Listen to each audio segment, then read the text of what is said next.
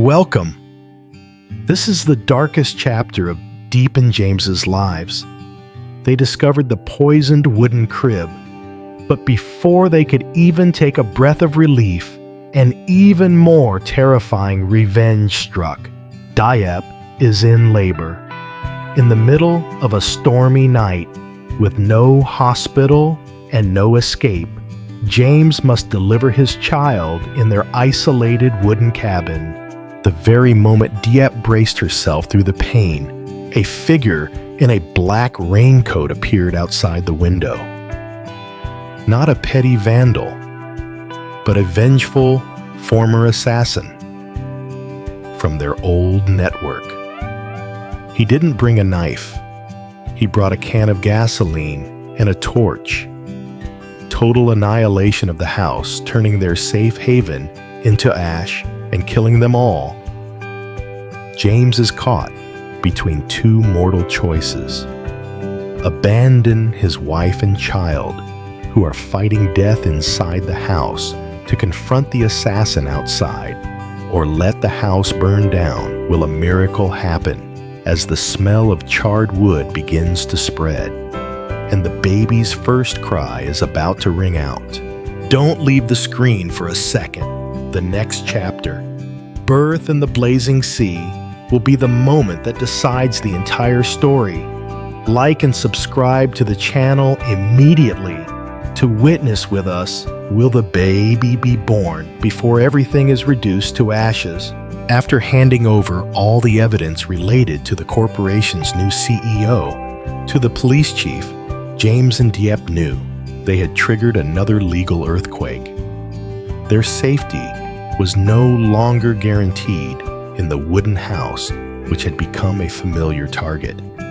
But instead of running again, they decided to proactively relocate to find a place so remote and peaceful that no enemy would ever think to look for them. They chose Suoimat Clear Stream Village, a secluded countryside area nestled deep in the valley, far from the city and major roads. It was the hometown of an old friend of Mrs. Huyen, a land famous for its handmade pottery and small-scale organic farming. There was no strong cell service here, no tabloid press, just mountains, morning mist, and the sound of the stream. "This isn't running deep," James said, as they loaded their meager belongings onto an old pickup truck. "This is choosing peace." Diep smiled, hugging a sleeping knee. "We don't need gold or silver, James. We need a piece of land to plant the seeds of truth." Life in Suoimat was not easy, but it offered the freedom they craved.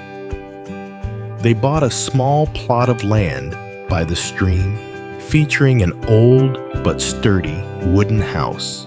James now was not a CEO, but a real carpenter. He spent his days in a small workshop built from salvaged wood.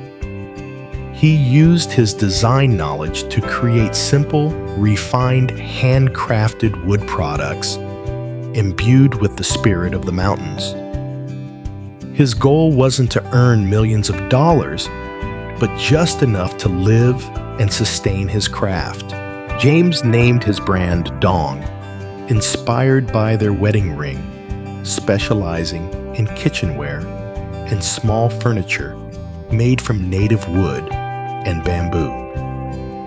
Each product was engraved with a small symbol representing justice and truth.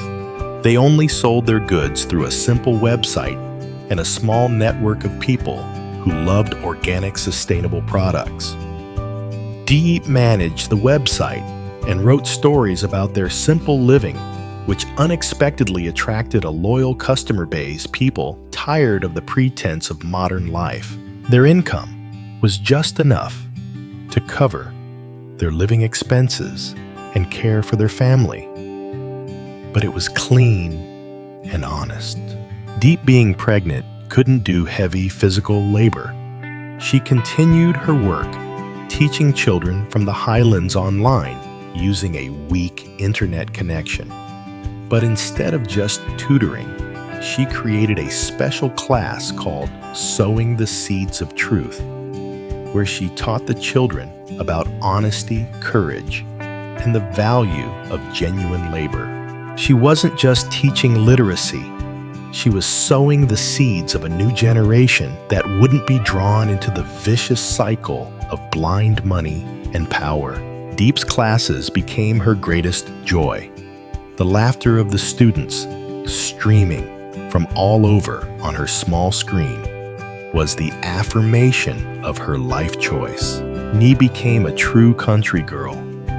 She ran through the fields, chased butterflies by the stream, and learned to distinguish different types of plants from Mrs. Huyen, who visited them often.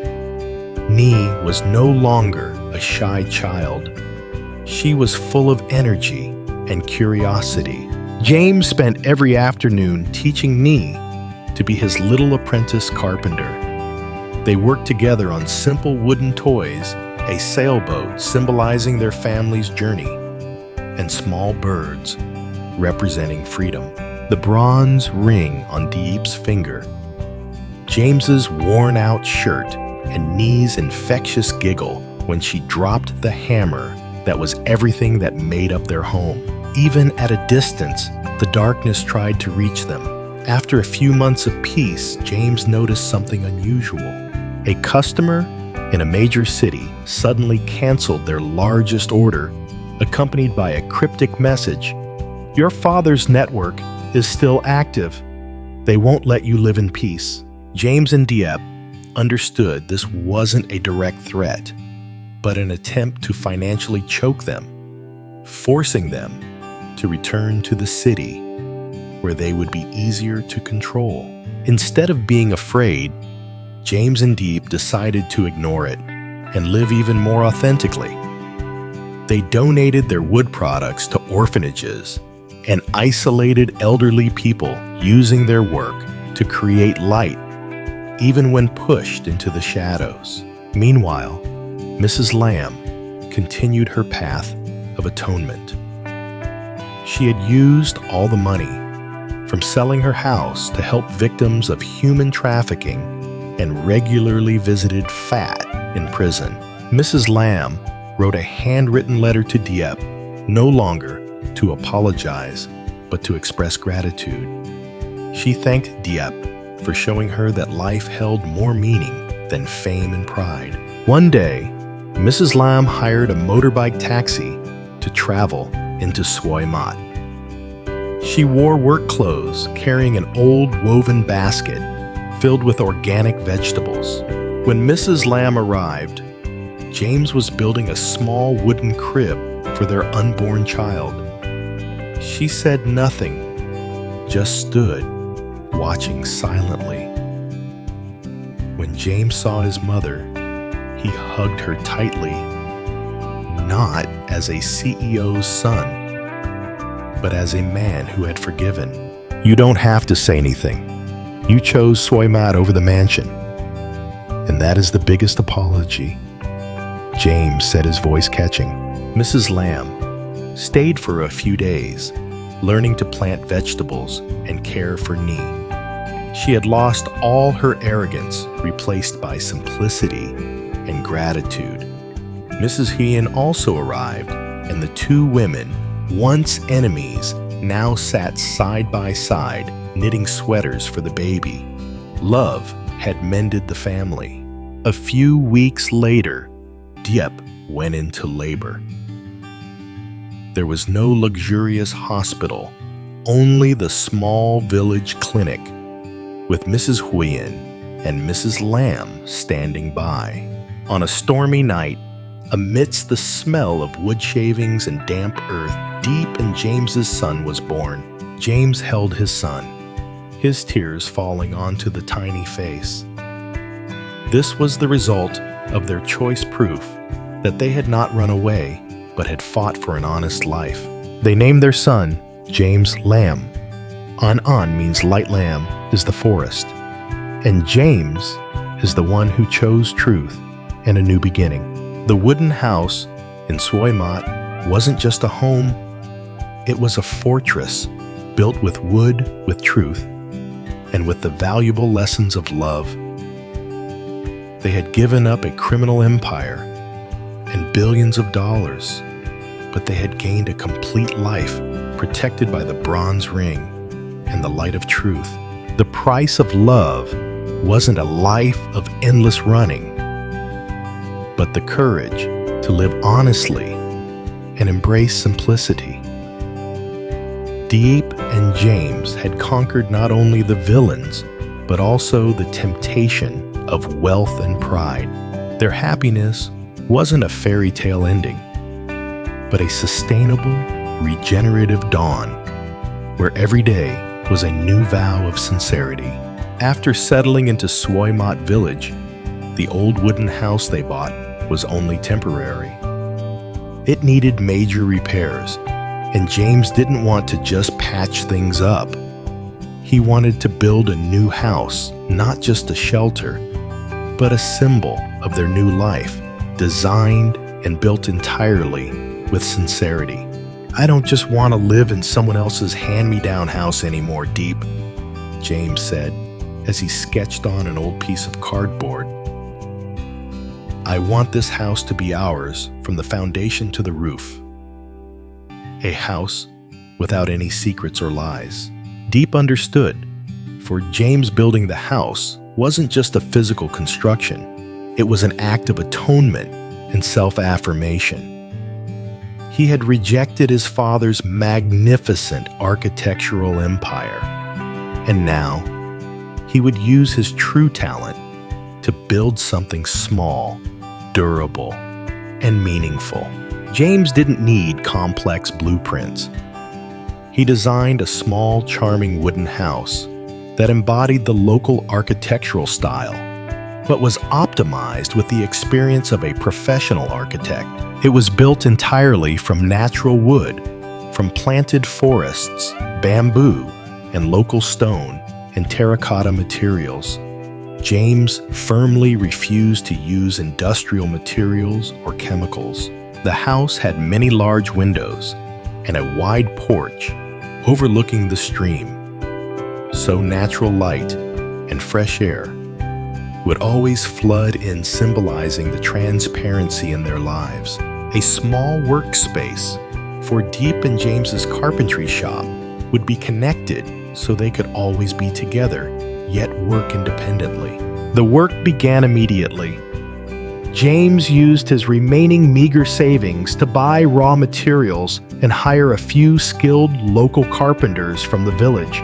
This was the most challenging, but also the happiest time. He woke up at 5 a.m., wearing his wide-brimmed hat and old shirt. He dug the foundation, measured, and sawed the wood. Sweat dripped, and his arms became calloused and more muscular than ever. He wasn't a professional laborer, but he was a man determined to build a home for his wife and children. Despite being heavily pregnant, Diep was the unofficial project manager. She didn't do heavy labor, but she prepared meals for the workers, brought James water, and spent the afternoons reading specialized books on sustainable construction to support him. She was also his inspiration. Whenever James was tired, he saw the bronze ring glittering on her hand and found renewed strength. Mrs. Hyen visited frequently, not only to look after Diep, but also to pass on traditional carpentry secrets. Ni became the chief observer. She ran around the small construction site, carrying screws and learning to distinguish between types of wood. Mrs. Hyen remarked, "I never thought my son-in-law would one day be such a diligent carpenter, much more beautiful than the title of director." The house construction was far from smooth. The past still lingered like a ghost, attempting to sow doubt and difficulty. On one occasion, A batch of quality wood James had ordered from the neighboring district was intentionally misdelivered and severely damaged due to incorrect handling during transport. James immediately recognized this as a maneuver by the remnants of the network trying to delay and deplete his resources. He didn't complain. He didn't call the police. He and his carpenters personally repaired and utilized every damaged plank, turning them into unique decorative features. "We will turn malice into creativity," James declared. They couldn't stop the wicked from doing harm, but they could control their reaction. They chose perseverance and positivity. Mrs. Lamb, after her stay in Soimat, had truly understood her son's fierce desire to live honestly. She sold her last remaining diamond necklace, a wedding gift from her former husband, and secretly sent the money to Mrs. Huayan, asking her to use it to buy necessary supplies for Diep and the baby. Mrs. Huayan, who had once been resentful toward Mrs. Lamb, now felt a connection. She came and gave the money to James, saying it was from an anonymous client who had placed a large order for charity work. Diep immediately recognized that it was Mrs. Lamb's money. She looked at James, silent. Mrs. Lamb's atonement didn't require words. It was in her actions and her sacrifice. They accepted the help not as charity, but as an act of healing.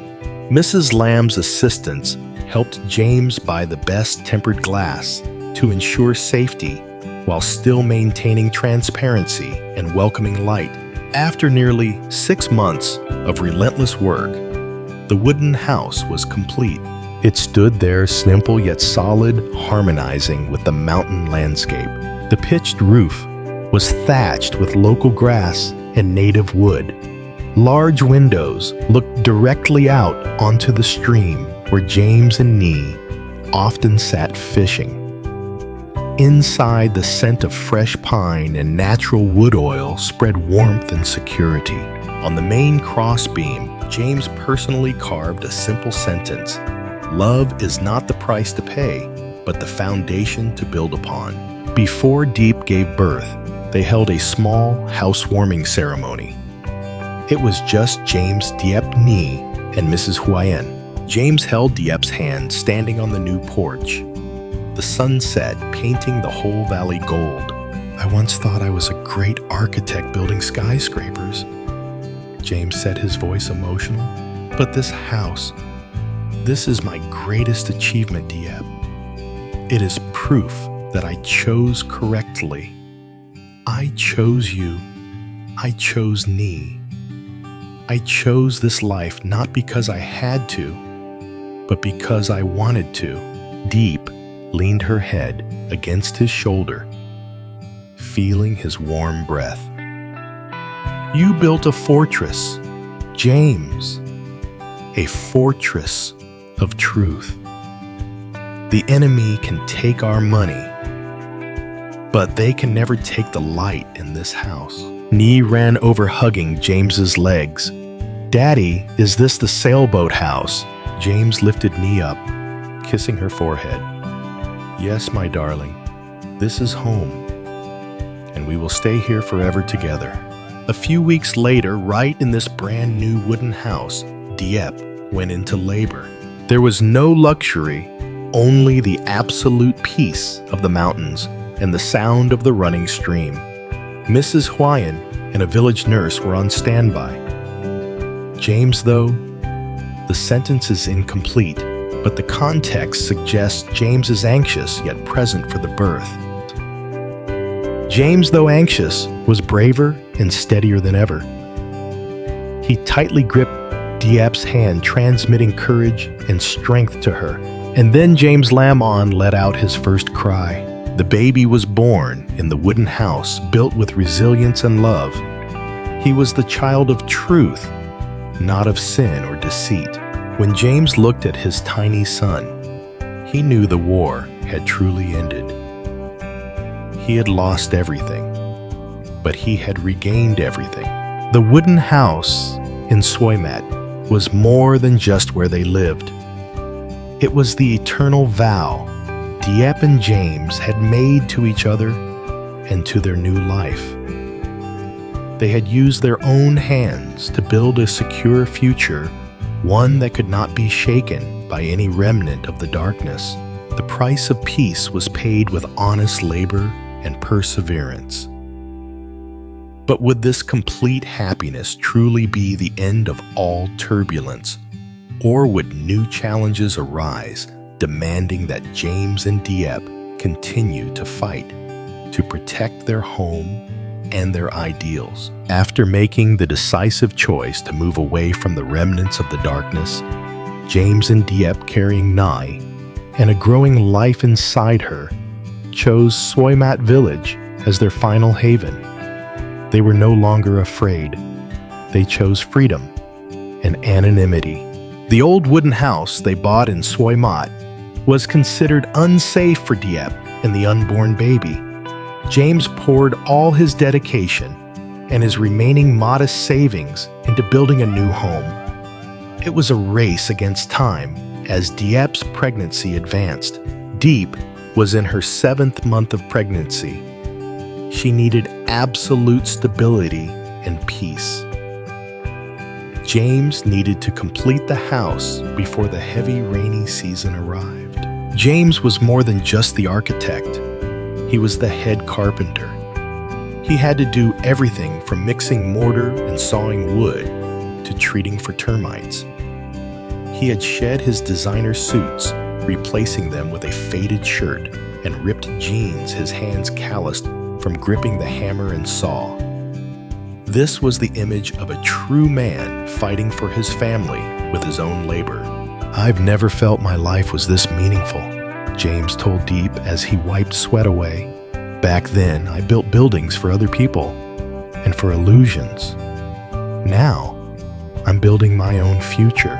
Life in Soymat was filled with the smell of fresh pine damp earth and the whirring of the saw. Despite her growing belly, Diep remained the soul of the construction site. She didn't do heavy work, but she was James's financial and spiritual manager. Every morning, Diep sat in a corner of the old porch, calculating expenses, ensuring that every penny was used most efficiently.